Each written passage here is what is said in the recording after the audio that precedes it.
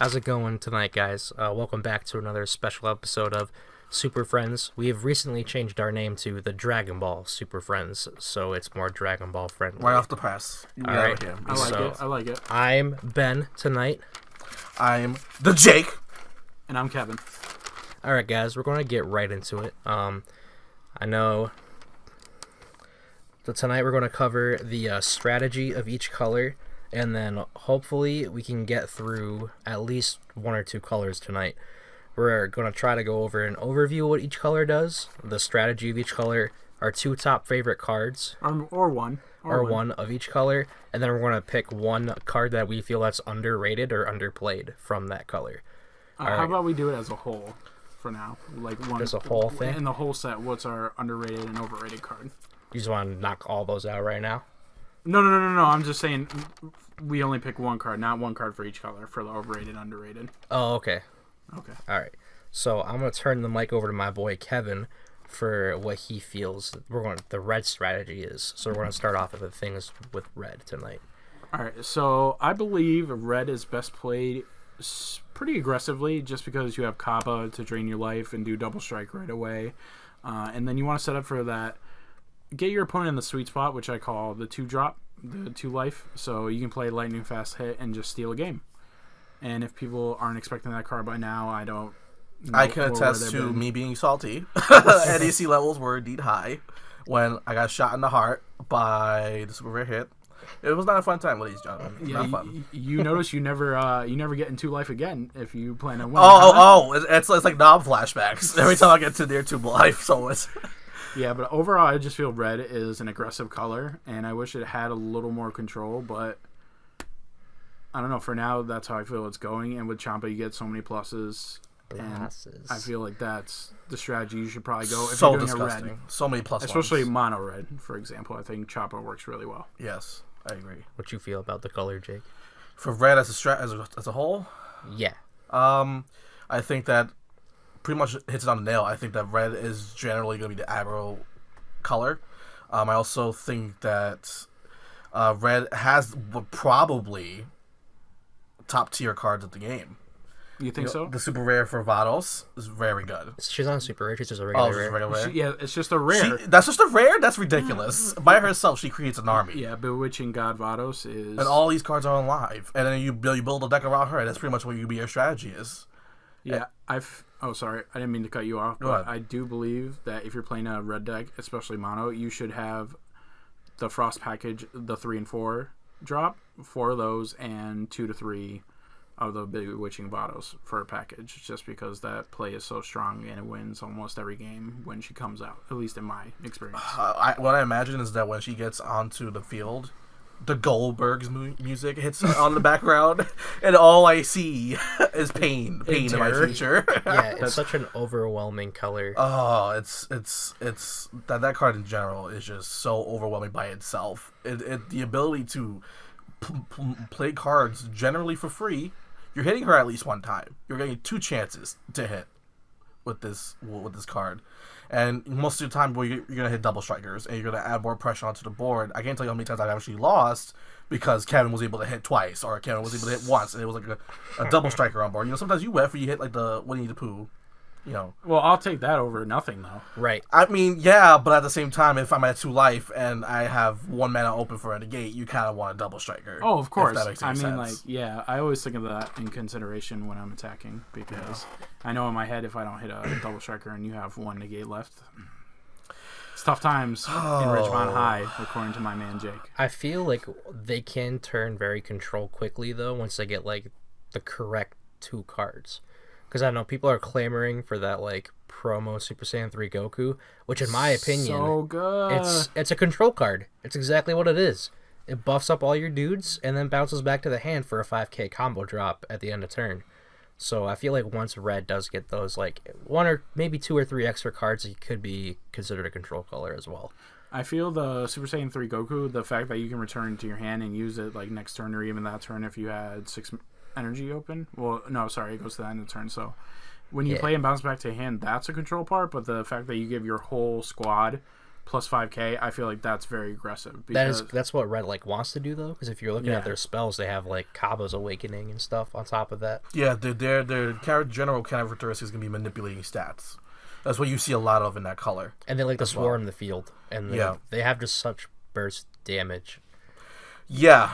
I kind of feel like the red color in general is just very, very, very solid with creatures. I feel like other colors are better and board presence than red, but at the same time, red can apply pressure almost better than any other color I've seen, besides perhaps blue or green. Yeah, one thing I can't stand a little bit about red though, that speaking of that promo, so if there was a regional tomorrow and I wanted to play red, I would probably not play red right now because I have no Super Saiyan 3 Gokus. I Yeah. think that card is very crucial in red's overall strategy, so I feel you need to have at least 2 of it. Because if I remember correctly, it's a 3-drop, right? Yeah, it's a 3-drop, 1 red. Yeah, I'd probably run maybe 3 at least, just because even if it's in my hand, it's still not a dead card in a sense. And especially... And it even affects your red leader if you have one too. It says all your red battle Yeah, cards that's what I and mean. your red leader. Yeah, I mean, I like we were testing with these decks earlier, the actually uncommon Yellow Frieza, and I feel like in that deck, when you just stack enemies upon enemies, that is fantastic. Or if like we could get a hit deck going, because he'd be like a Yep. 20k on his front side if you just drop that on turn 3. Because he gets an extra 5k when he attacks. Yeah, which is pretty hefty, I'd say, pretty hefty. Especially on the front side. Very good. But yeah, I have a little gripe with that because I'm not going to drop, what, $320 for a playset? No, Yeah, they're thank like, you. what, 60 to 80 bucks a piece right now? Yeah, in the foils I've seen people post for like 90 to 100. Yeah, like so, 120. yeah. Ridiculous numbers. So that's crazy. Hopefully Wave 2 will solve some of those problems. I hope so.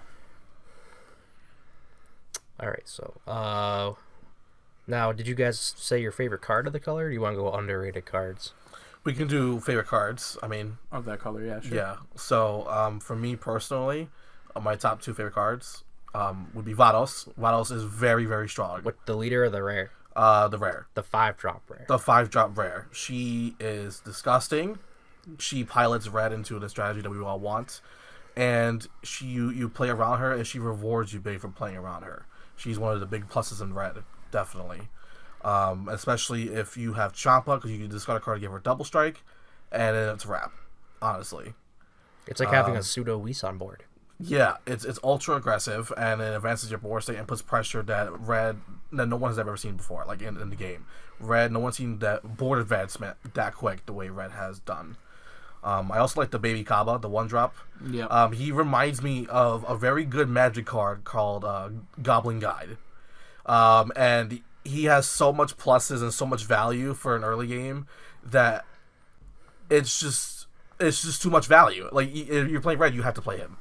There's no reason why you should. Even if if your attack is negated, you can still use his power to get a plus, and then it doesn't matter if the attack goes through or not. Yeah, because you already got the plus. Yes. And then smacking them for double strikes is icing on the cake at that point. I can't tell you how many games I lost because of Baby Kappa. Multiple Baby Kappas on board. It's just disgusting. It's a lot of pressure. It's a lot of pressure, and I can't deal with it. You know what I'm saying? Like in that sort of manner. But it's very, very. Those 2 cards are very, very good in my opinion for the color. Probably my favorite. Amazing cards. Those are actually my 2 exact favorite cards in red as well. Really? Yeah, I, for those reasons. I feel Kaba too. All right, so every color except yellow, I believe, has a way to cut their life to get them closer to awakening and get out of the 5 life draw or The five life block. yeah, the 5 life lock that yep. everybody likes to do. So Kaba definitely helps with that and running 4 copies of that. And I'm thinking, you know what? In the beginning when I played Vados and You were a monster with that deck. I can't explain to you. Were ripping every. Vados leader, You I were liked it. undefeated every week with that deck. And I want to try the Raging Kappa, to be honest. I was running it in my early builds, but I took it out for consistency. But I just feel that... I feel like sneaking 1 or 2 in there would be okay. Yeah, I'm just saying because like if you attack for double strike and then it gains it... So when you evolve it, it's a 30k double strike, which is pretty high for this game. And it switches Yeah, back to it's- active yeah, mode. Yeah, so taps when you you can evolve attack it. with Kaba and then... Oh, Raging so Kaba- much pluses. That's the best evolve in the game, probably. Yeah, I want to like do it and go for the kill shot, and I feel like that's a very solid strategy because there's not many cards in this game that's 30k double strike. right now. There's probably a Well, handful. with the stat boost he gets from baby. Yeah, the that's super, what I mean. the super rare Broly is a 30k double striker. Yeah, but I'm saying there's not that many in the game, so I Right, feel like yeah. that, and you close out games with those cards normally. And he can so. drop this guy on turn 3 as opposed to turn 4 or 5 with the It's Broly. disgusting. Yep. It's real disgusting. How about you, Ben? What are your favorite cards? I actually, of course, I have Vados on my list, but I also got the Double Strike Champa combo card. Oh, I was yes. thinking about that. That was definitely a consideration. Yeah, for because sure. I feel like Red, you can either do one of two things. You can play, I'm just going to sit here with my Kabas and punch you down with the Kaba, with the Double Strike Champa, or you can just wait out till turn 5 or 6, drop Vados, and then just swing face after that. I mean, I was doing it in the Gohan, and he gets you such pluses with that Double Strike Champa card. That's very true. The only thing I don't like about the Double Strike card is every time I have it in my hand, I want to use it on something that has critical because I feel that's the most value out of it.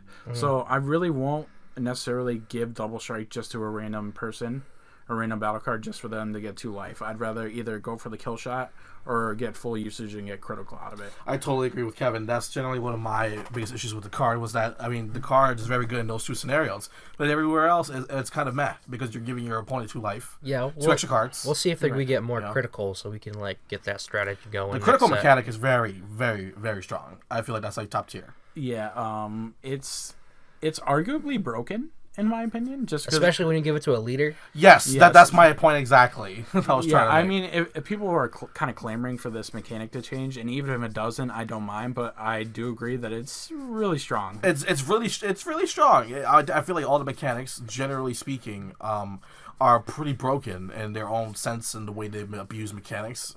But in general, I think that the critical is pretty good, especially on a leader. Especially when you could pressure your opponent every single turn with a creature that has critical. That's very good. I agree. Yeah, and you're always going to force cards and negates out of their hand with that. Yeah. Do you guys got any underrated cards you want to talk about? Or did you kind of go through them as we went along? I feel like we should just give one overrated and one underrated card as a whole card pool in general, not for each color. Oh, okay. So if you want to... So we can just go on to the next color, which would be yellow. Kevin, what you can do is you can just tell us the generic strategies, or Ben, you can do it as well. Yeah, I The got generic this. strategy of yellow. So pretty much the strategy of yellow we found is control. What they do is they sacrifice their small guys for draw power, or they just sit there and make sure you pretty much don't do anything with their negates, or they have so many blockers you can't just bust through them. There's a couple different strategies. Like with the Ginyu, you can do the blocker strategy. Just put all your crap on the board and then make sure they never hit you. Or you can go with the Golden Frieza and then just sack all your little guys off for sheer hand advantage. I think yellow is very, very good. It has potential to be the most broken color in the game. Yeah, but unfortunately right now it doesn't mesh Not enough well with support. other colors except blue. Yeah. I feel there is some cards, though, that you can just splash in, though, to certain colors, and I think it's fine, because there are some generic cards, especially like Crusher Ball and Mecha Frieza, kind of like, remember when Scott Dashie went to Gen Con? I'm sure you guys seen the profile. He ran blue-yellow Vegeta. Yes. I think that little package that he ran was wonderful. I think Crusher Ball is better than Bloodlust in most cases.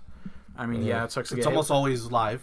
Yeah, it sucks to Crusher get Ball. hit with effect, but I'd rather get hit with that effect than take damage in a sense. Yeah, I'd rather get hit with that effect than still take Yeah, one. you don't have to be green with your life total, which is definitely what yellow's supposed to do. Yeah, and I mean, I really like Golden Frieza. I'm sorry, Ben, I didn't mean to cut you off. Did you have anything else to add? No, I was actually going to say I really like the blue-yellow Golden Frieza I built. It has so much energy manipulation. It's almost quite disgusting. Energy manipulation and draw, which I really appreciate. Yeah. Shout out to Pete too. He was messing with that deck for a while. Yeah, didn't we figured out you don't even need Boo. You just draw so much, you don't even need Boo. Yeah, remember when I built the yellow blue Frieza the first time, and I was literally decking myself out. Yeah, Because you were going through so much cards. You were just, you were I didn't filtering realize yourself it out. was that Yeah. draw power heavy. Yeah.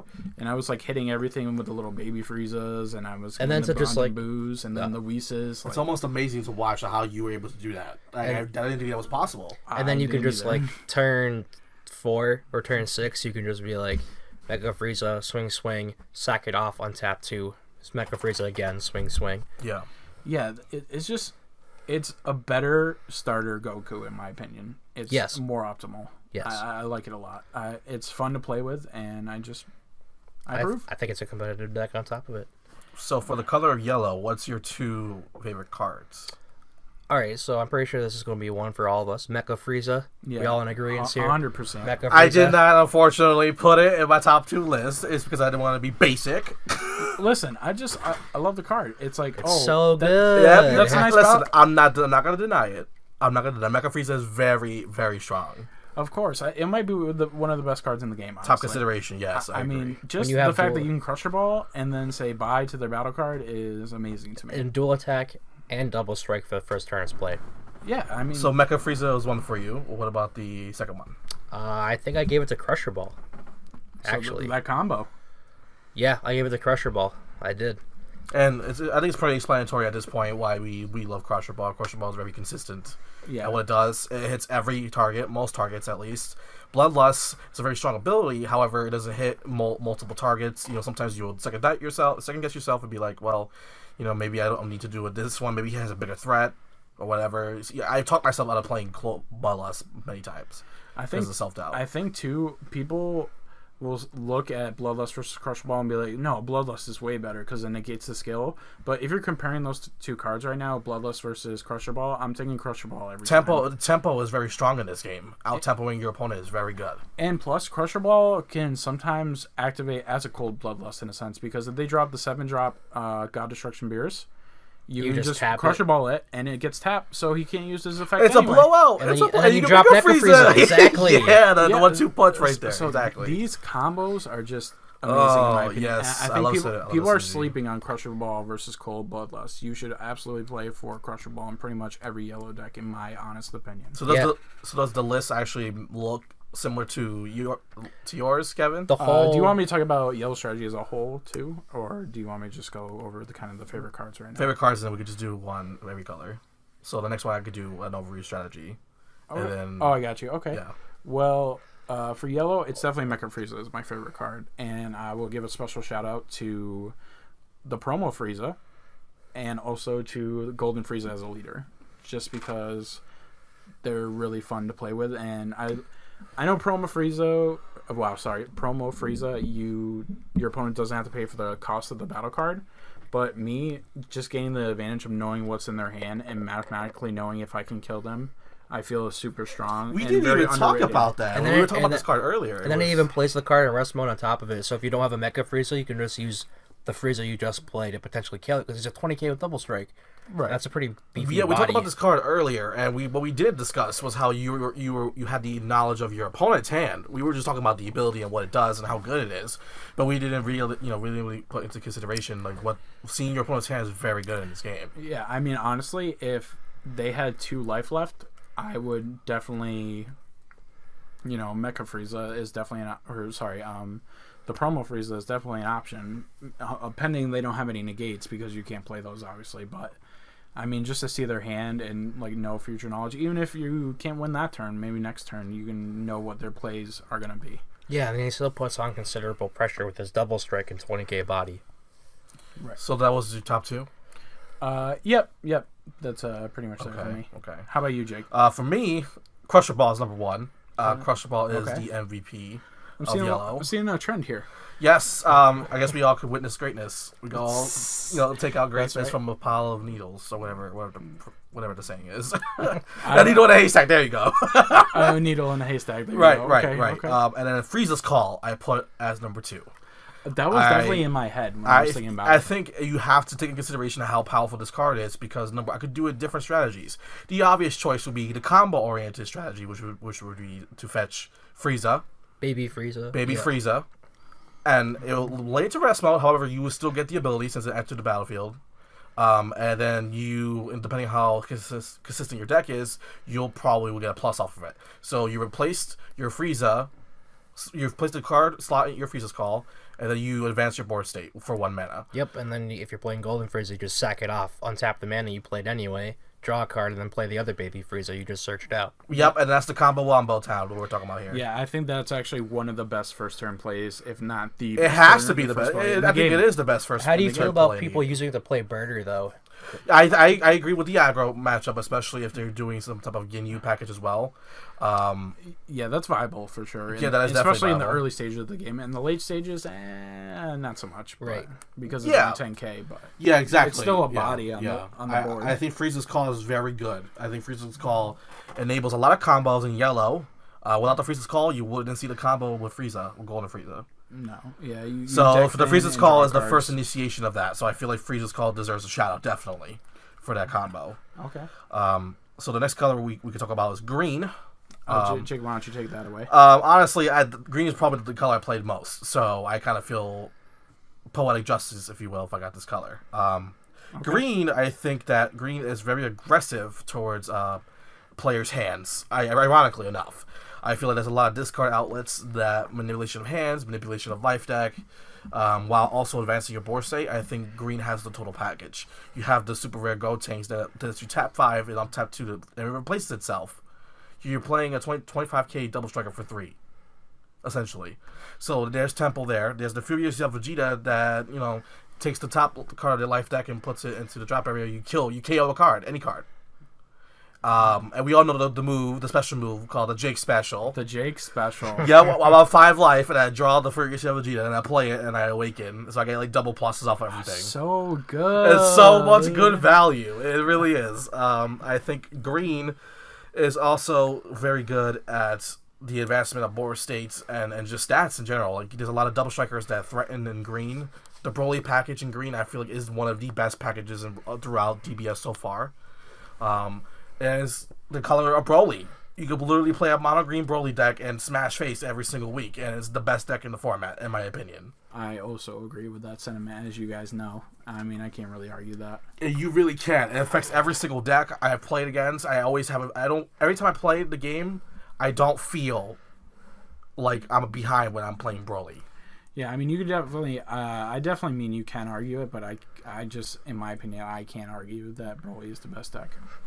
What about you, Ben?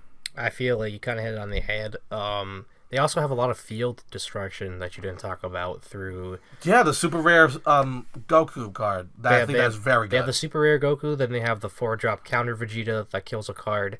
They also have the Gotenks combo card, and then all of, like, the revenge that they can get. I mean, revenge is an underused mechanic, but the Trunks and Baby. yeah, Trunks but if you could find a combo way, as well. I feel like if you could find a way to sneak in Prince Vegeta's surprise attack, you could actually get a lot of value out of it. I think green has solid cards throughout the entire set. There's nothing that pushes it over the top, but there's nothing that makes it bottom of the barrel mechanically either. sound cards, in my opinion. Yeah, I believe it's definitely top 2, considerably top 1 color in the game if you're looking at a mono package. It's very consistent, no It's matter what it consistent with does. itself, which is very good because you don't have to risk the synergy that your deck sort of needs. You don't have to play blue. There's the option of just playing mono and just being able to have synergy within itself. I think it might be the color that stands the best alone. Yeah, Yep. I definitely agree. So top 2 cards for green, Ben. What do you say? You probably can put the super rare Broly on the top of that list. I agree. I mean, that's fair. I mean, 2 random cards out of your opponent's hand is pretty It's good. a 30k 30K, double yep. strike. Evolve for what, 5? Yep, for 5. Yeah, Cost that's a 6 wrap. total. That's a wrap. And you don't have to evolve it either. You can just play it flat out for 6 and get the effect. Yep, and then with your little bio Broly, it puts so much It pressure. basically searches it. Yeah, it puts so much pressure on board just dropping it and then ripping 2 cards out of their hand, and then on top of that, So swinging with their broken. leader to rip them. So you're essentially ripping 3 cards out of their hand the turn you play it. Oh, that's what I like to hear. But the deck causing havoc. I mean, it's pretty good.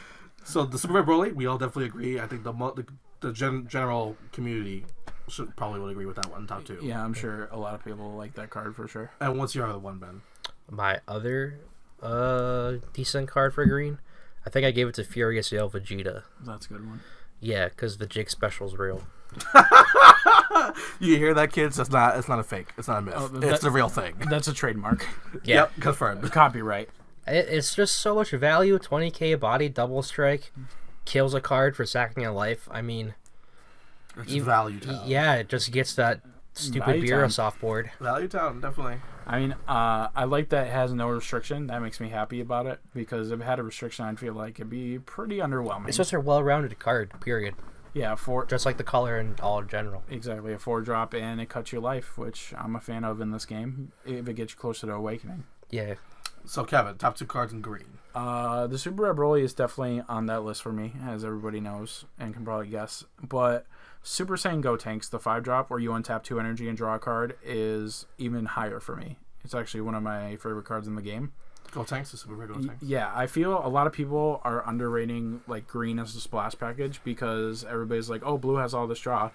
And that's true, but green does have a little bit of draw with that. And I think it's just a solid card overall because, yeah, you don't draw 2 like Prince of Speed, but you still draw 1 and untap 2, which may be more favorable in a lot of situations, especially if you're energy ramping.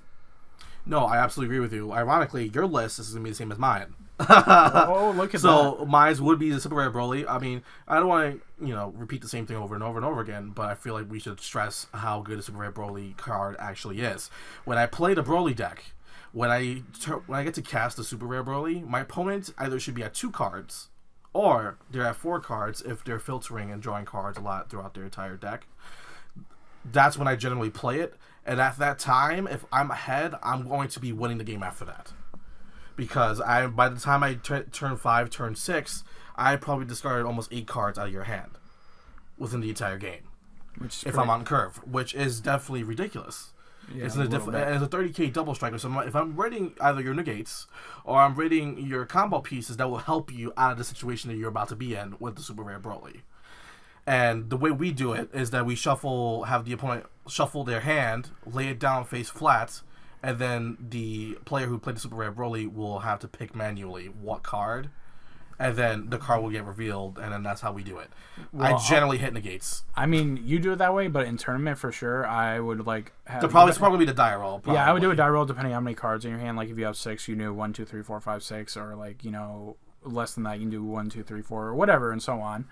So I think that's how I would do it, to be fair, because it's just random chance, because it is random. So that's probably the most fair way, in my opinion. Yeah, the reason why I did that was only because it said the word choice, choose.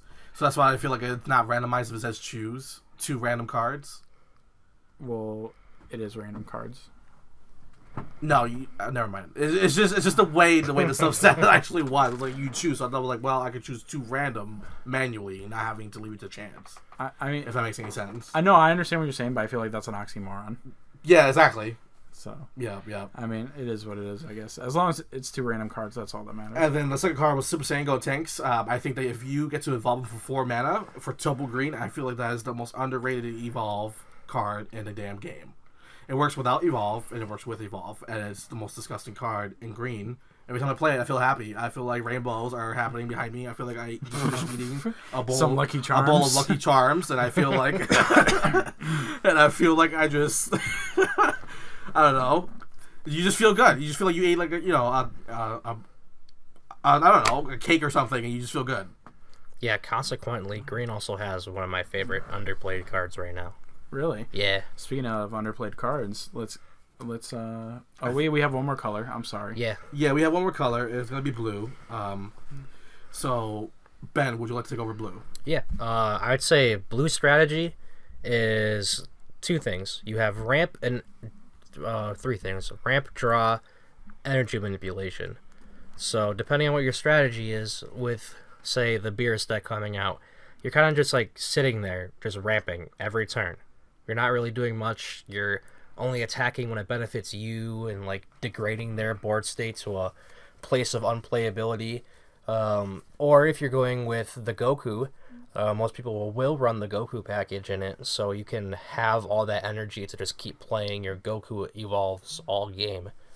And then the draw power falls in with, I would say probably Vegeta would abuse the draw power the most. Yeah, the Goku evolve, I feel like, is the most broken evolve throughout the entire thing. I feel like it's underused. I feel like it's underused and overused at the same time. Not a lot of people give the evolve line credit because there are good cards throughout that whole lineage. And like the 1-drop Goku can search out any blue Goku, even the super rare. Which will affect the Vegito meta coming up. Wait. No. The blue Goku can only get blue Gokus. Yeah, it can get any blue Gokus. The super rare blue Goku. Oh, yeah. The 7-drop, yeah. Yeah. I don't know. I feel like that package is not very good, in my opinion. It's not that much value. You think so? I think it's like the most aggressive. I feel. No, I'd rather the Broly all day. Just because I rather discard cards from my hand and then... Well, of course, I think Broly's number one. Maybe get a critical or maybe drop the 7-drop. I mean, the 7-drop can close out games, but... Yeah, and then like you just ramp up into either Beerus or Whis, and then... I don't know. I feel like once you kind of hit 7 energy in blue, if they haven't killed you by the time you hit like 7 or 8 energy, you put the game in your favor at that point. No, I definitely agree. I feel like blue is the strongest color in DBS, in my opinion. I feel like blue is the most solid. It has the most card draw, in my opinion. It also has the strongest presence on board. It has some of the most disgusting battle cards I've ever seen in my life, combat-oriented. And I feel like blue by itself, and with any other color, can be dominant. A lot of its stuff is 20Ks. 20K bodies on board regardless if they have double strike or not. Double strike is just icing at that point. It gets out of the way of a lot of removal in the game.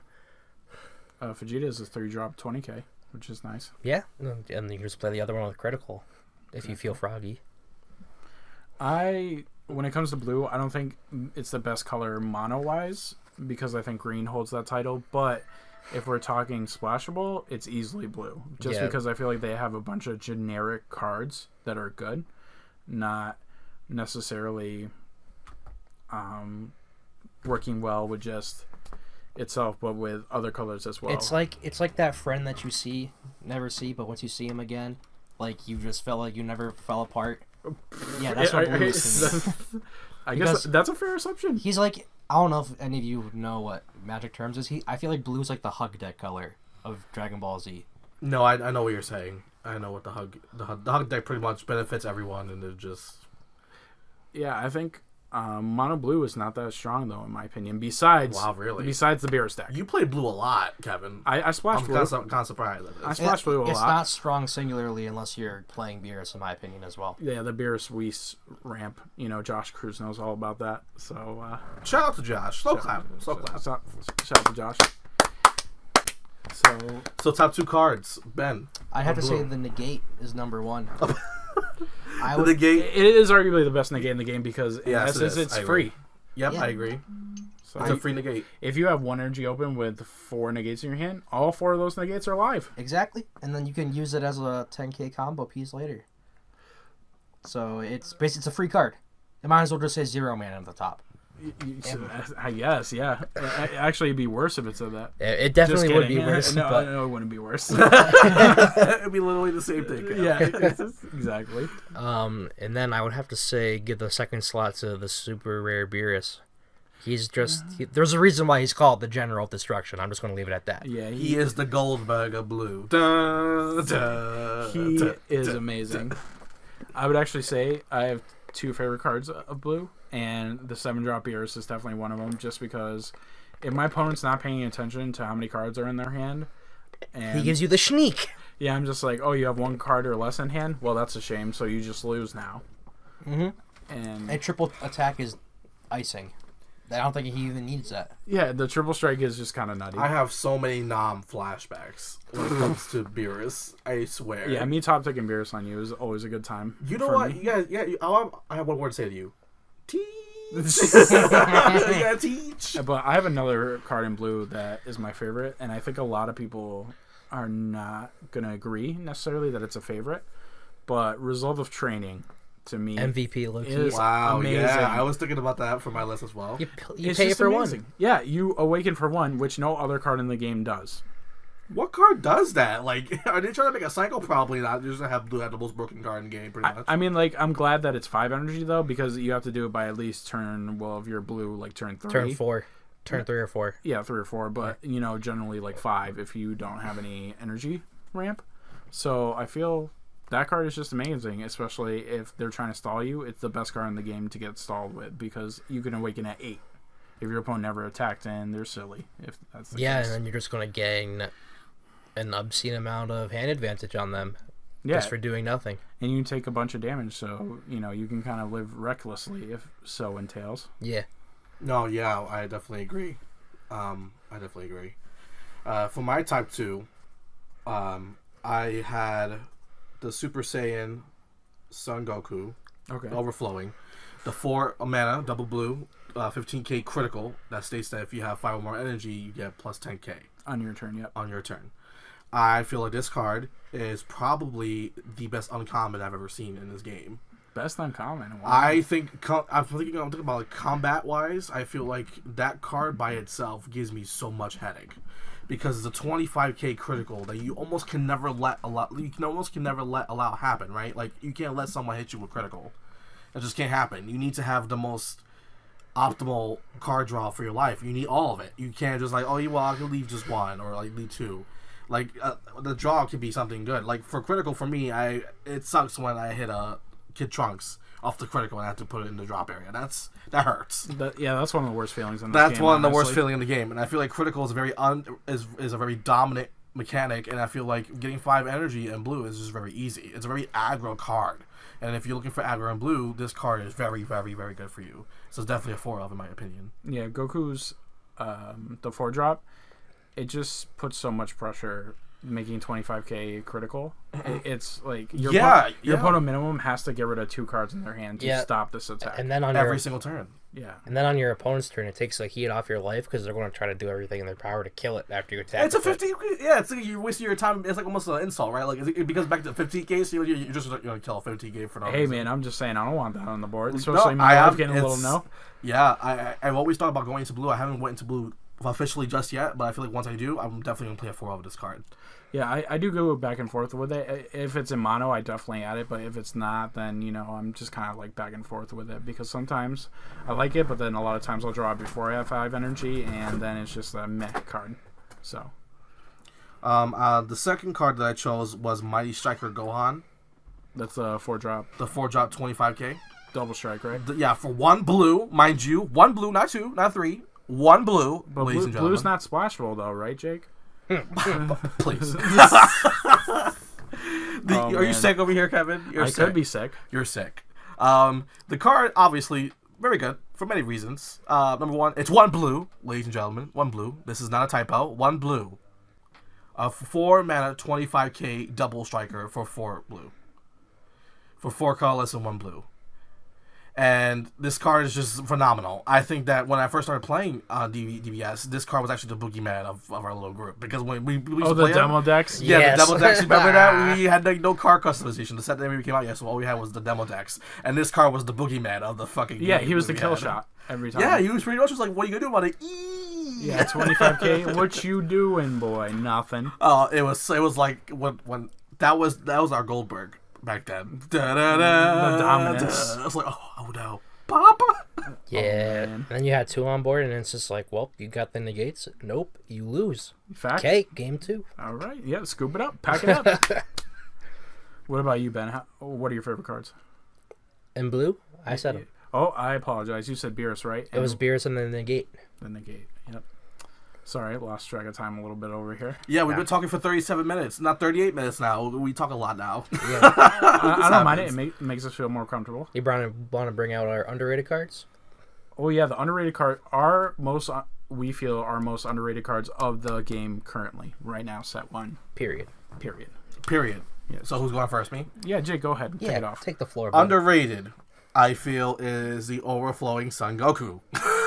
Again, for many reasons. I think that's a viable. No one's talking about him, and I feel like why isn't people talking about him? He's a definite 4 of in the Vegeta deck that's like probably the most hype right now. I think just because he has that restriction a little bit, I think that's why people. I think aren't people are talking scared to about play as him. Much. Yeah, they don't want to play him on turn. They rather play. I don't mean to interrupt you, Kevin. It's all good. I rather play that on turn. I rather play the Beerus that kills something on turn 5 than him on turn 5. You know what I'm saying? No, I definitely agree. I definitely feel like the overflowing Son Goku is very underrated. Oh, what were you gonna say, Kevin? Before I interrupted you. We'll pass it on to Jake. Sorry.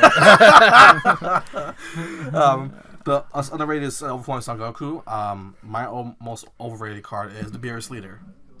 The Beerus Leader in general. Beerus Leader in general. Wow, that's a little. It's shocking. a ballsy move. It's a ballsy move. I think it's very overrated. I believe that the deck doesn't deserve that much hype as it does. I feel it's because people want it to work so much that somebody finally found it to work, and then it's like, yeah. Like you want to know the secret of being that deck, ladies and gentlemen? Be aggro, and that's it.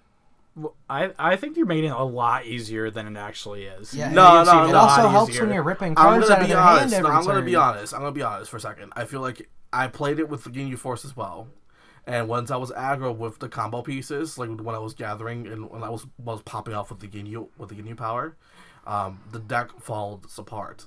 And it's evident with decks that just play on curve. Like if I play turn 1 Kappa, turn 2 whatever, turn 3, yeah, I don't know, whatever, and then turn 4, and then you play on curve and then advance to the board state. Beerus's effect does not seem valuable at that point if I'm having multiple sources on board. But they're constantly putting you a turn behind after they start popping all your stuff. Because they're going to have 3 energy by turn 2. Yeah, I think too that you can't just justify it off. How many games did you play against the Beerus with the Captain Ginyu though? Probably like a couple matches. Couple It's matches. like 6 games. And who'd you play that was playing this Beerus deck? I was playing with someone at the store. I was playing before because remember when we were there in the beginning. Oh, you just did like a practice run? Yeah, we went to the local and then we were there for like a good 2 hours before. Yeah, the we actual were there event kind of happened. early. That was the first time I went there, and I had some couple times, and then we just played, and then I was like, "Wow, this is." I think I just think it's overrated for me I as a leader. I think you're underrating it, to be honest. The deck as a whole, as a leader, I can understand because it's one of those decks that on paper you're like, there's no way this deck works. Like, you're kind of like, I'll put that in the back of my head, and then you actually play the deck and build it, and you're like, wow, it actually works. Yeah, it's like a revelation. Yeah, Whis is real. The 12-drop Whis is a real thing. That's a real threat, set 1. So, that's how I feel about that.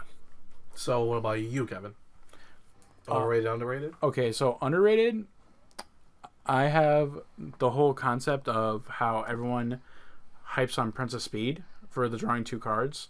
When I think overall, if we're comparing a card, not including their typings because blue overall has better draw power than green, but Super Saiyan Gotenks versus Prince of Speed, I would take Super Saiyan Gotenks 90% of the time, I feel. Because I'd rather get 2 energy back and draw 1 card than to draw 2 cards if I have no energy open. And Gotenks, when you don't evolve them, he only costs 2 green, right? When you evolve him, when you don't evolve him. When you play him outright for the 5, he's only 2 green. 2 green and 2 regular. Yeah, see, Prince of Speed is 3 blue. Yeah, I think that's also a thing people should think about too, because the 3 blue, like, that's kind of hefty for a 5-drop. You know what I mean? Especially if you're trying to splash colors.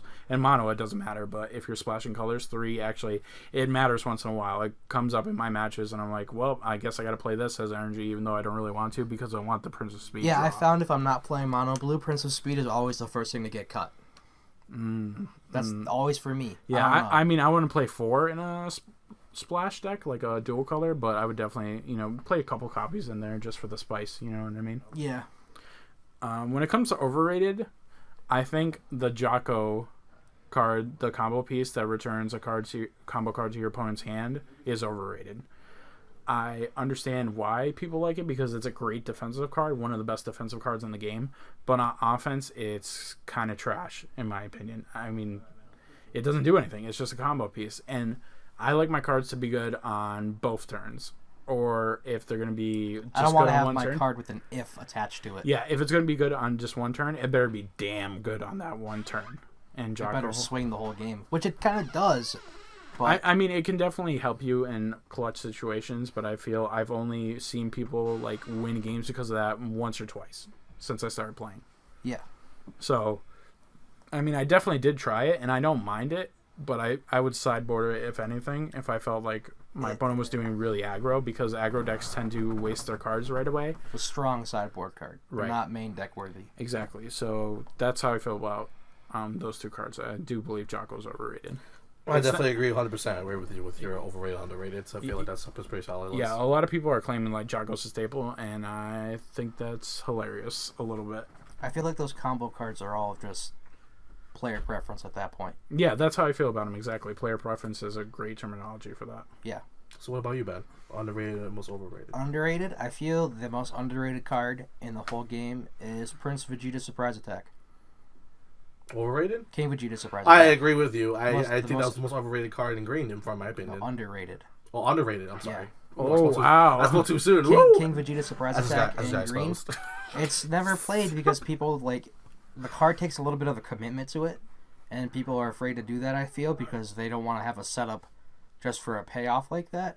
But I feel like maybe in the next set or two, we could actually see it getting some more play, because I think 5K in Revenge is delicious, in my opinion. I mean, I don't mind it, but I feel it's restricted, because that's the one where you have to use it on A battle card. a battle card. You can't use it on your leader. If you use it on your leader, that card will be a 4 in every deck. I would definitely like it a lot more, for sure. But Since since it's exclusively battle Yeah, cards. but that'd be a little Super- broken if you could just circumstantial. give your leader it Revenge. would be absolutely broken for a 1 cost, but that's why I personally don't favor it too high. And I think the most overrated card is probably the Vegeta leader. The I video agree. leader as a whole. Yeah. I don't think he's overrated, but I think a lot of He's people... gotten a steady stream of hype. No, for sure. I mean, he's definitely one of the hype leaders, as I call them, but I feel a lot of people didn't know how to play against him in the beginning, and a lot of people didn't know how to use him as well, but now that it's flushed out, he's like pretty consistent, and you'll probably see him almost at every tournament in some capacity, as long as he's still good and viable, which I think he very much is at this point. I just think that's just my opinion. Take it or leave it at that point. No, I'm not mad at you. For There that. it is, ladies and gentlemen. He just did it again. He just pulled his dick out from his pants, put it on top of the table, and told everyone what to eat. Well, I'm not eating it. I'm gonna throw that I was just out. gonna say I'm a vegetarian. I'm a vegetarian right now. I'm making a commitment right now. I'm gonna go and just look up the speech right now. All right, so that's all that we got tonight. There it is. That's There the it is. second show. The second. Hopefully, we get some good feedback or constructive criticism about it. Money we bitches we bet, baby. And then Oh yeah. Part 2. Electric Boogaloo. Yeah. High five. hope to see y'all next week for episode 3. We don't know what we're going to do yet, so don't ask. Soon we will have guests on too. Yeah, we're planning on for guests. And then Do we want to give any special shout outs before we head off? we got our boy Liam in the wings over here. He's been real nice for us, keeping quiet while we do the recording. We appreciate that, so we're going to give him a special shout out. Slow clap. And then I'm Ben. I'm going to sign off tonight. I'm going to hand it off to my boy Kevin for his sign off. Well, guys, thanks for listening tonight. I really appreciate it. Again, if you have any suggestions for topics, even just leave them in the comments or let us know, and we'll sure to maybe get to them. Yeah.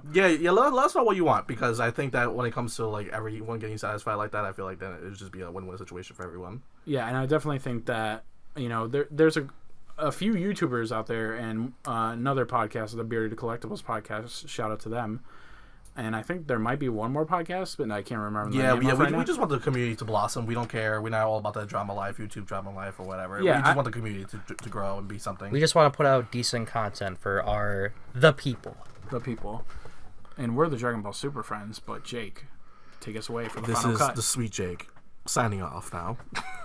Good night, everybody.